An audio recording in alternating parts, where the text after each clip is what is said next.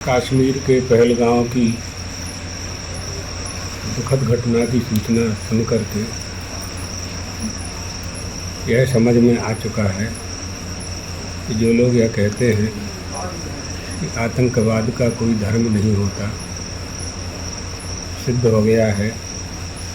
आतंकवादियों ने धर्म का आश्रय लेकर के ही एक विशेष धर्म के लोगों को लक्ष्य करके उनकी हत्याएं की हैं। धर्म शब्द का अर्थ न जानने के कारण आतंकवाद को धर्म के साथ जोड़ दिया जाता है। आतंकवादियों का तो यही कर्तव्य है कि हत्या करो। त्रेता युग में रावण का यही कर्तव्य था, यही धर्म था उसका। द्वापर में कंस का यही धर्म था।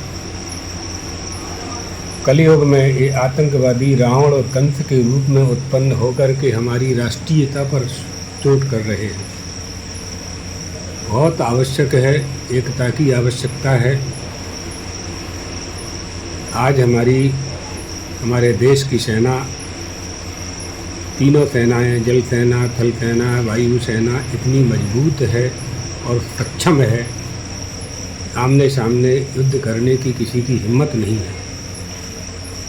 एतदर्थ भारत को निर्बल करने के लिए, कमज़ोर करने के लिए आतंकवाद का आश्रय लेकर के विदेशी षड्यंत्रकारी इस तरह की योजनाओं को मूर्त रूप प्रदान करते हैं। समझना चाहिए, हमारी एकता ही इसका उत्तर है। समस्त हिंदुओं को दलगत राजनीति से ऊपर उठ करके एक होना चाहिए और यही उनके लिए सबसे बड़ा मुंहतोड़ जवाब देने जैसा होगा। हम चाहते हैं कि हिंदू समाज, सनातन धर्मावलंबी, हमारा धर्म सनातन धर्म तो मानवता, वसुधैव कुटुम्बकम की अवधारणा को धारण करता है। किसी के प्रति द्वेष की भावना हमारी नहीं होती है, लेकिन हमारी सुरक्षा करने का अधिकार तो हमें होना ही चाहिए।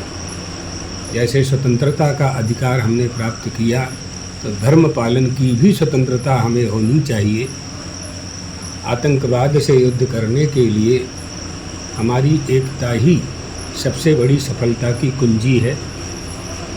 एतदर्थ भारत सरकार, स्वयंसेवी संस्थाएं, हिंदू धर्मावलंबी और मुस्लिम मजहब वालों से भी हम अपेक्षा करते हैं